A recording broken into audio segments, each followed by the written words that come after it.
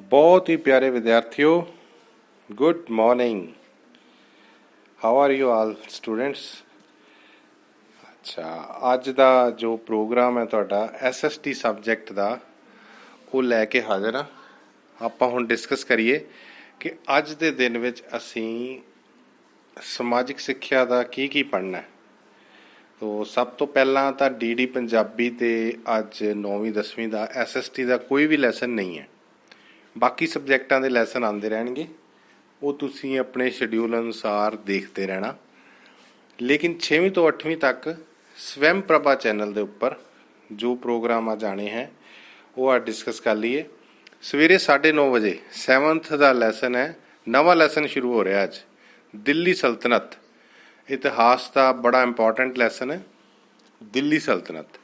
ਇਸ ਵਿੱਚ ਦੱਸਿਆ ਜਾਏਗਾ ਕਿ ਵਿਦੇਸ਼ੀ ਹਮਲਾਵਰ ਜਿਹੜੇ ਆਏ ਸੀ, ਮਹਿਮੂਦ ਗਜਨਵੀ ਤੋਂ ਬਾਅਦ ਮੁਹੰਮਦ ਗੌਰੀ ਹੈ ਨਾ, ਫਿਰ ਇਲਤੁਤਮਿਸ਼, ਬਲਬਨ, ਰਜ਼ੀਆ ਸੁਲਤਾਨ, ਅਲਾਉਦੀਨ ਖਲਜੀ ਤੇ ਤੁਗਲਕ ਵੰਸ਼, ਇਹਨਾਂ ਸਾਰਿਆਂ ਬਾਰੇ ਗੱਲ ਕੀਤੀ ਜਾਏਗੀ।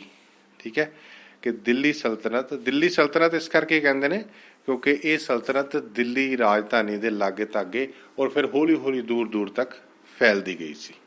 ਤੇ ਜਿਹੜਾ ਉਸ ਟਾਈਮ ਕਿੰਗ ਹੁੰਦਾ ਸੀ ਉਹਨੂੰ ਸੁਲਤਾਨ ਕਹਿੰਦੇ ਸੀ। ਤੇ ਨੈਕਸਟ 8th ਕਲਾਸ ਦਾ ਲੈਸਨ ਆਏਗਾ 10:30 ਵਜੇ।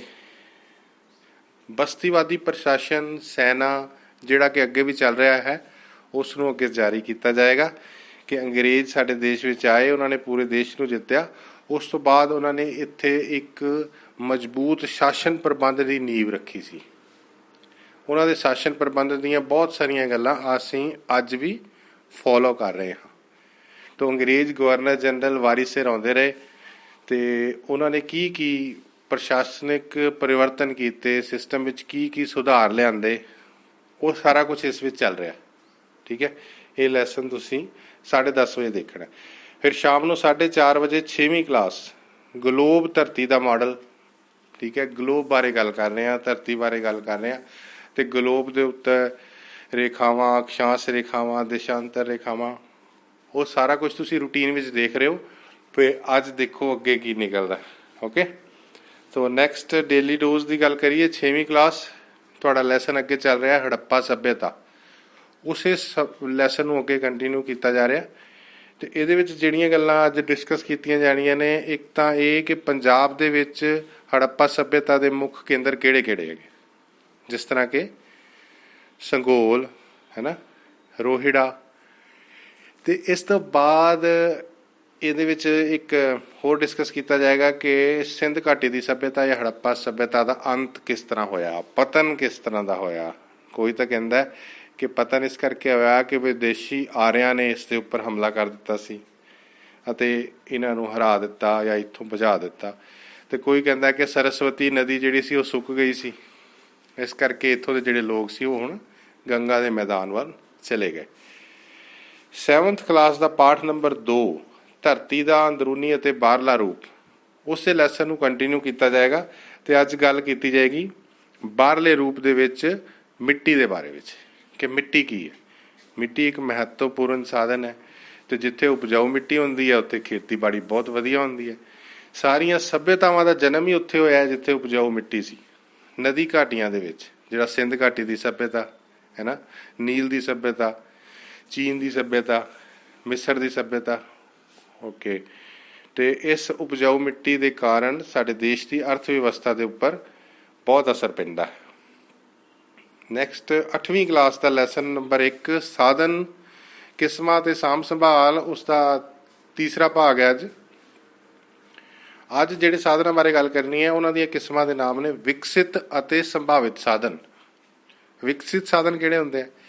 ਉਹ ਸਾਧਨ ਜਿਨ੍ਹਾਂ ਤੋਂ ਅਸੀਂ ਕੋਈ ਆਰਥਿਕ ਮਕਸਦ ਪ੍ਰਾਪਤ ਕਰਨ ਵਾਸਤੇ ਉਹਨਾਂ ਨੂੰ ਯੂਜ਼ ਕਰਦੇ ਹਾਂ, ਕੋਈ ਫਾਇਦਾ ਲੈਣ ਲਈ, ਕੋਈ ਪ੍ਰਾਪਤੀ ਕਰਨ ਲਈ। ਜਿਸ ਤਰ੍ਹਾਂ ਕਿ ਧਰਤੀ ਤੋਂ ਪ੍ਰਾਪਤ ਹੋਣ ਵਾਲੇ ਸਾਧਨ ਸੋਨਾ, ਚਾਂਦੀ, ਕੋਲਾ, ਪੈਟਰੋਲੀਅਮ, ਜੰਗਲ, ਪਾਣੀ, ਸੂਰਜੀ ਸ਼ਕਤੀ, ਇਹ ਸਭ ਵਿਕਸਿਤ ਸਾਧਨ ਨੇ।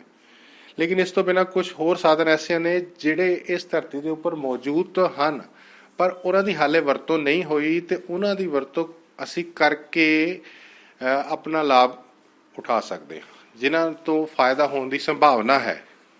ਉਹਨਾਂ ਨੂੰ ਅਸੀਂ ਸੰਭਾਵਿਤ ਸਾਧਨ ਕਹਿੰਦੇ ਆ।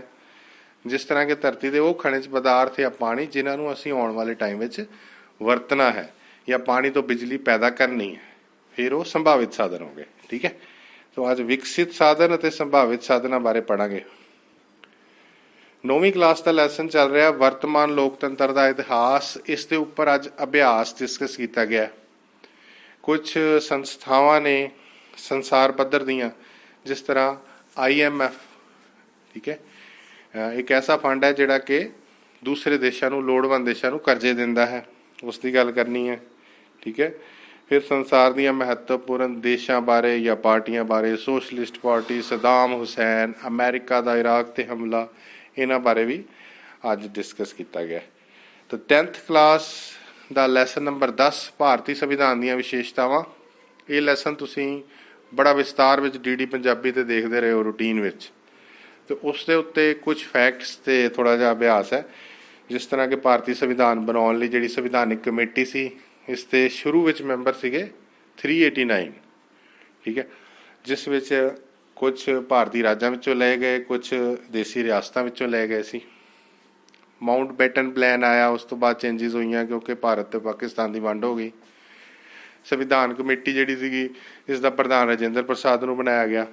ਬਾਅਦ ਵਿੱਚ ਡਰਾਫਟ ਕਮੇਟੀ ਬਣਾਈ ਗਈ 7 ਮੈਂਬਰਾਂ ਦੀ, ਜਿਸ ਦੇ ਪ੍ਰਧਾਨ ਸ੍ਰੀ BR ਅੰਬੇਡਕਰ ਜੀ ਸੀਗੇ। ਅਤੇ ਉਸ ਤੋਂ ਬਾਅਦ ਸਾਡੇ ਦੇਸ਼ ਦਾ ਸੰਵਿਧਾਨ ਬਣਿਆ।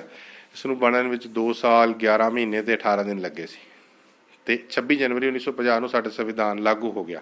ਇਹਨਾਂ ਸਾਰੇ ਬਾਰੇ ਅੱਜ ਗੱਲ ਕਰਕੇ ਅਤੇ ਅਭਿਆਸ ਹੱਲ ਕਰਾਂਗੇ। ਫਿਰ ਡਿਸਕਸ ਕਰਨਾ ਹੈ ਅੱਜ ਅਸੀਂ ਅੱਜ ਦਾ ਸ਼ਬਦ। ਪੰਜਾਬੀ ਦਾ ਜਿਹੜਾ ਸ਼ਬਦ ਹੈ ਲੜੀ ਨੰਬਰ 106 'ਤੇ ਅੱਜ ਆਇਆ ਹੈ, ਉਸ ਦਾ ਨਾਮ ਹੈ ਢਾਰਾ। ਢਾਰਾ ਕਿਸ ਨੂੰ ਕਹਿੰਦੇ ਆ? ਸਰ ਦੇ ਕਾਨਿਆਂ, ਲੱਕੜ ਅਤੇ ਮਿੱਟੀ ਆਦਿ ਨਾਲ ਬਣੇ ਹੋਏ ਖਸਤਾ ਹਾਲ ਦੇ ਕੋਠੇ ਨੂੰ ਢਾਰਾ ਕਿਹਾ ਜਾਂਦਾ ਹੈ।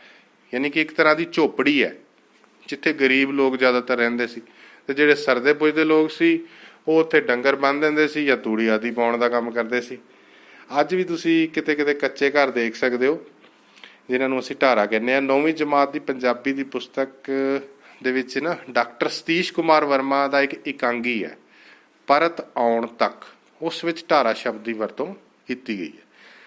ਅਤੇ ਇੱਕ ਨਾਵਲ ਜਿਹੜਾ ਤੁਹਾਡਾ ਹੈ, ਉਸ ਦਾ ਜਿਹੜਾ ਮੁੱਖ ਪਾਤਰ ਹੈ ਪੰਜਾਬ ਸਿੰਘ, ਉਹ ਵੀ ਇੱਕ ਕੱਚੇ ਢਾਰੇ ਵਿੱਚ ਰਹਿੰਦਾ ਹੈ। ਇਹ ਸ਼ਬਦ ਵੀ ਵਿੱਚ ਵਰਤਿਆ ਗਿਆ ਹੈ। ਅਤੇ students, next we will continue about vocabulary, and the root word which was used yesterday was clair, and we will continue it. clair ਦਾ ਜਿਹੜਾ word of the day ਅੱਜ ਹੈਗਾ clarify। clarify verb ਹੈ, ਸਪਸ਼ਟ ਕਰਨਾ, ਕਿਸੇ ਗੱਲ ਨੂੰ ਸਪਸ਼ਟ ਕਰਨਾ। ਜਿਹੜੀ ਗੱਲ ਸਾਨੂੰ ਪਤਾ ਨਹੀਂ ਲੱਗਦੀ, ਅਸੀਂ ਆਪਣੇ ਅਧਿਆਪਕ ਨੂੰ ਕਹਿੰਦੇ ਹਾਂ ਕਲੈਰੀਫਾਈ ਕਰਨ ਲਈ। then second word is declare। declare ਵੀ ਇੱਕ verb ਹੈ, ਅਤੇ ਡਿਕਲੇਅਰ ਦਾ ਮਤਲਬ ਹੈ ਐਲਾਨ ਕਰਨਾ, ਕੋਈ ਗੱਲ ਕਹਿਣਾ। ਡੈਕਲਾਰੇਸ਼ਨ ਇਸੇ ਤੋਂ ਹੀ ਬਣਿਆ, ਡਿਕਲੇਅਰ ਕਰਨੀ। ਜਿਸ ਤਰ੍ਹਾਂ ਕਿ ਵਰਲਡ WHO ਨੇ COVID-19 ਜਿਹੜੀ ਹੈ ਵਰਲਡ ਕ੍ਰਾਈਸਿਸ ਨੂੰ ਡਿਕਲੇਅਰ ਕੀਤਾ ਹੈ। ਠੀਕ ਹੈ ਸਟੂਡੈਂਟਸ, ਇਸ ਤੋਂ ਬਾਅਦ ਉਡਾਨ। 6ਵੀਂ ਤੋਂ 8ਵੀਂ ਦੇ ਕੁਝ ਕੁਐਸਚਨ ਆਏ ਨੇ। ਪਹਿਲਾ ਸਭ ਤੋਂ ਇੱਕ ਨਾ ਸੈਂਟੈਂਸ ਦਿੱਤਾ, ਹੀ ਹੈਜ਼ ਏ ਬੈਟ। ਇਸ ਸੈਂਟੈਂਸ ਦੇ ਵਿੱਚ ਬੈਟ ਨੂੰ ਅੰਡਰਲਾਈਨ ਕੀਤਾ ਗਿਆ ਅਤੇ ਪੁੱਛਿਆ ਗਿਆ ਹੈ ਕਿ ਇਹੜਾ ਪਾਰਟ ਆਫ ਸਪੀਚ ਕਿਹੜਾ ਹੈ। ਤਾਂ ਦੱਸੋ, ਇਹ ਤੁਸੀਂ ਮੇਰੇ ਖਿਆਲ ਕਰ ਲਓਗੇ ਈਜ਼ੀਲੀ। ਬੈਟ ਨਾਊਨ ਹੈ, ਪ੍ਰਨਾਊਨ ਹੈ, ਐਡਜੈਕਟਿਵ ਹੈ ਜਾਂ ਐਡਵਰਬ ਹੈ? ਯੈਸ, ਨਾਊਨ ਹੈ। ਠੀਕ ਹੈ। ਪੰਜਾਬ ਦੇ ਮੌਜੂਦਾ ਮੁੱਖ ਮੰਤਰੀ ਕੌਣ ਹਨ?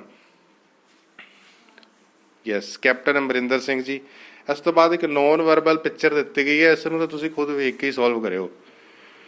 ਓਕੇ, ਨੈਕਸਟ ਉਡਾਨ 9ਵੀਂ ਤੋਂ 10ਵੀਂ। ਲੋਕ ਸਭਾ ਦਾ ਮੁਖੀ ਕੌਣ ਹੁੰਦਾ ਹੈ? ਇਹ ਤੁਸੀਂ ਧਿਆਨ ਨਾਲ ਦੇਖਣਾ ਕਿ ਲੋਕ ਸਭਾ ਦਾ ਮੁਖੀ ਕੌਣ ਹੁੰਦਾ, ਇਹਦਾ ਆਨਸਰ ਲੱਭਿਓ। ਥੋੜ੍ਹੀ ਜਿਹੀ ਕਨਫਿਊਜ਼ਨ ਰਹੇਗੀ ਕਿ ਲੋਕ ਸਭਾ ਦਾ ਸਪੀਕਰ ਹੁੰਦਾ ਹੈ ਕਿ ਪ੍ਰਧਾਨ ਮੰਤਰੀ ਹੁੰਦਾ ਹੈ। ਸ਼ੂਗਰ ਹੋਣ ਦਾ ਮੁੱਖ ਕਾਰਨ ਕੀ ਹੈ? ਸ਼ੂਗਰ ਜਾਂ ਡਾਇਬਟੀਜ਼ ਇੱਕ ਬਿਮਾਰੀ ਹੈ, ਕਿਹੜੀ ਚੀਜ਼ ਦੀ ਕਮੀ ਨਾਲ ਹੁੰਦੀ ਹੈ?